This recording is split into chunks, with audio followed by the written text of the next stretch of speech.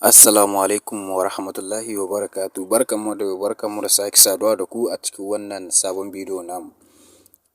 Mun gode ƙwarai da gaske kamar yadda kuke ba mu goyon baya 100% sosai al'umma, insha Allahu muna godiya matuƙa sosai. Kamar yadda za ku gani wannan ɗan bidiyo Zakiru Zakariya ya dawo gida a lokacin da su ƙare kokowarsu, ya dawo gida an tarbe su hannu biyu. Kamar yadda za mu saka muku wannan ɗan bidiyo ku gani insha Allah. Muna tare da ku al'umma.